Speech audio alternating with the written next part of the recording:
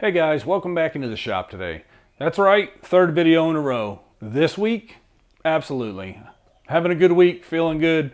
Got some free time on my hands, so it's time to knock out some videos. So here's what I want to do today.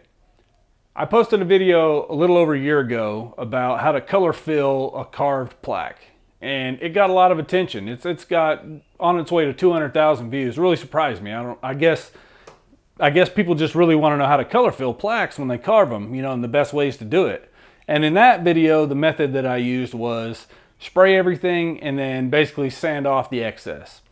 That is okay, but it also has some problems. Some of the problems could be if you have a porous wood, it might soak in and you can't sand it all away. If you're carving fine detail, you might have to sand that detail away and then you end up with nothing there. And maybe a couple other things. Plus, the sandpaper costs money and it takes a few sheets of sandpaper to get it sometimes. So a lot of people use some sort of a vinyl, like a stencil vinyl or something, like an Oramask or something of that nature. So today, I'm going to do a little old V-carved plaque on a piece of poplar. And I'm going to try the stencil vinyl way. So what we're going to do is we're just going to take a piece of poplar I got. We'll go down here in a second. We're going to cover it with this. We're going to throw it in the machine and we're going to see if it carves away the vinyl good enough without tearing it up to where we can paint it and have very little sanding to do to get any overspray or anything out of the way. So let's go down to the bench and put this vinyl on the wood.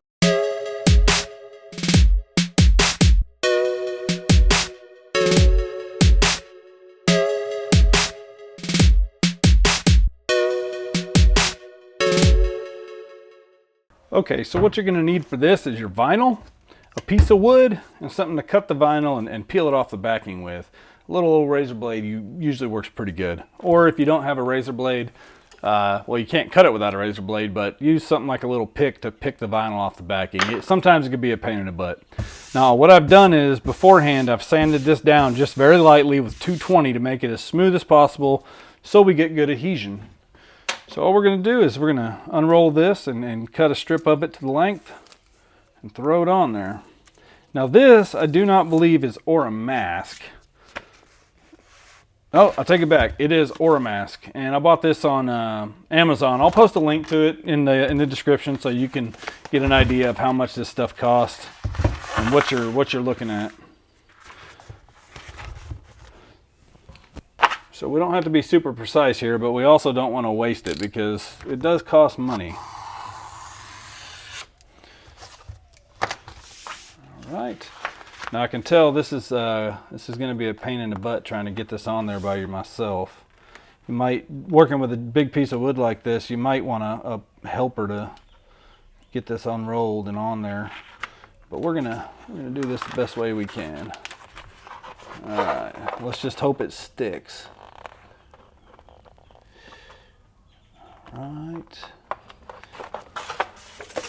Oh. So we're just going to unpeel. Oh, see, we're already kind of screwing up here. Oh man, we got wrinkles. Let's try to get your wrinkles out. Try to get it on there as even as possible. Easier said than done sometimes. Yeah, this stuff's pretty thin, so it goes on all right. Got a few bubbles here and there. I guess if I hadn't creased it up, it'd probably go a little better, huh?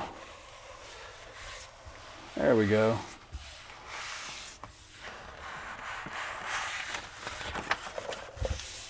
All right. All right, so that's going to be that. You got the vinyl on there, and now we'll go bolt this thing down in the machine, and we'll get to carving it and see how it does. All right, guys, we got everything in the machine. I'm going to skip all the tedious stuff. Got the bit zeroed out, and no, I did not use the touch probe that I just got done installing. The reason for that is this is a simple V-carve deal. We don't need to probe it to be able to zero it out. It's pretty much done by eyeball, and it's the only operation we're doing, so we're good to go. So mind your ears. I'll try and get the volume turned down, get the vacuum going, and we'll get this thing running.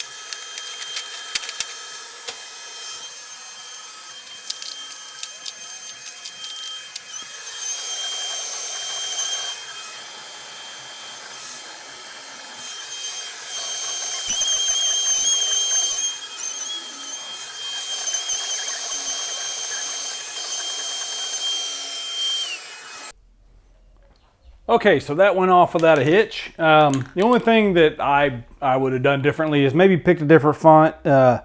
These little legs on some of these letters, some of them didn't even come out. Some of them are really thin. I actually had to get in there with a razor blade and cut a little bit bigger channel just so it'll actually fill with some paint. But you know, sometimes, I don't know about y'all, but picking fonts is like the hardest thing I do. I can design a whole entire piece and then I cannot decide on a font, but whatever. All right, so all we're gonna do now is we're gonna spray it with just black Rust-Oleum clear gloss, and we're just gonna spray over the whole thing. Put a little tape on the edges just to protect the edges because I didn't cut enough vinyl to go over.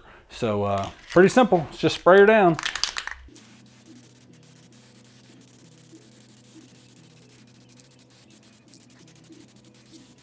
And when you think you're done, go back and look, especially if you have some deep channels that have some steep sides on them. Sometimes you can miss them and you'll really need to spray at different angles to get them. So just touch up any little spots that you feel need some extra paint. Get from different angles.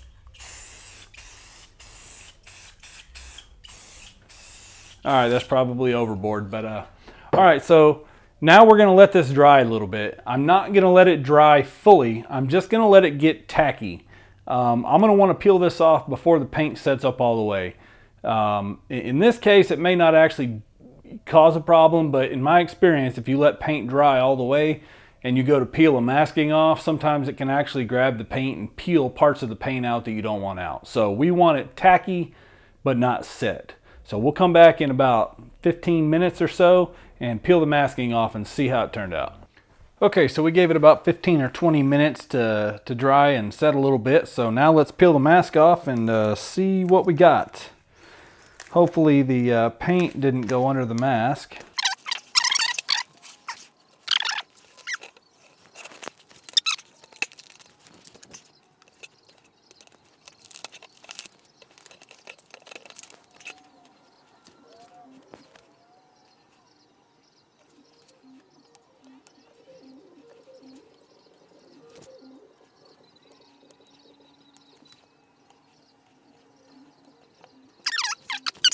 Let's zoom in here real quick and take a look at what we got. Okay, so I want to focus in on this little area right here. Now, as you can see, there is some significant bleeding of the paint, and it's like that in several spots. Now, that can be caused by using a soft wood, or it could be caused by the vinyl not sticking to the wood properly.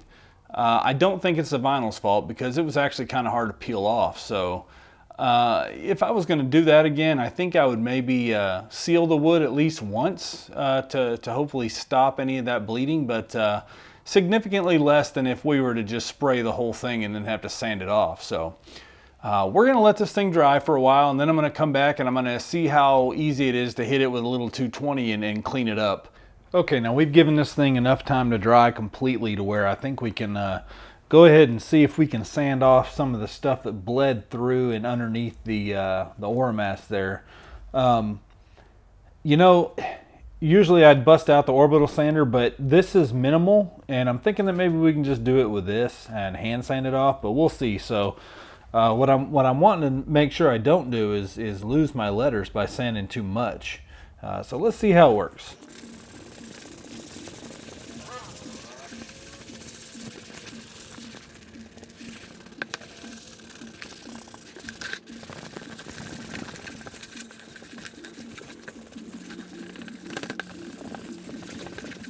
Okay, so we ran some 220 over it, and that's all I'm willing to do because some of these details in here, especially with these letters that I chose, are very, very fine.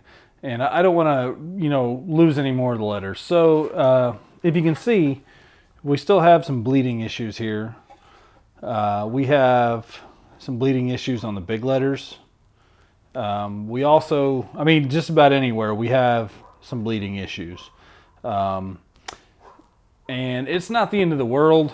If you want to sell this kind of stuff, you wouldn't want that to happen.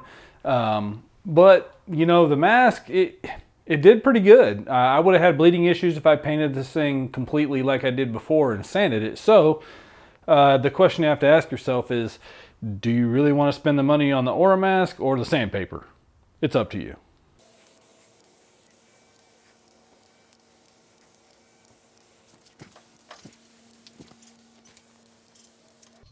All right, guys, that's going to do it for this project today.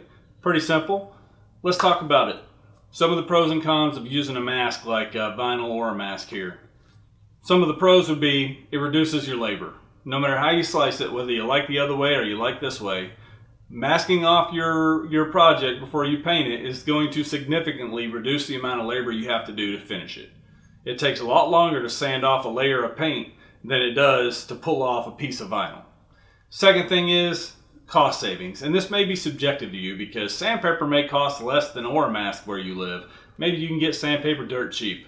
However, is it worth the labor to save a few bucks? That depends on you and what your goal is. Third thing is it's faster, which kind of falls into the labor category. I don't know about you, but where I live, it's 110 degrees in my garage in the middle of summer.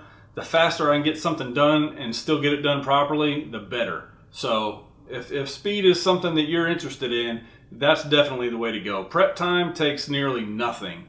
All you have to do is peel and stick, so why not?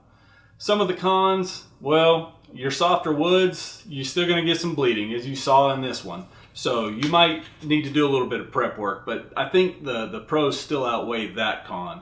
Number two, once again, cost. It's subjective, so it fits into both categories. You know, if you can hand paint it, why not? A lot less cleanup and you don't have to worry about the masking, but if you're a sprayer like me and you just don't have time to hand paint everything, it's the way to go. So regardless of how you do it, I've shown you both ways that I know how to do it, both ways that I've seen it done, and you'll just have to make a decision for yourself and try it out. So once again, that's going to be it for today. If you liked the video, give it a thumbs up, share it, subscribe, do whatever you need to do. If you hated it, hey, it's a free country. You don't have to like it. But thanks for watching either way. Y'all have a good day. Yeah.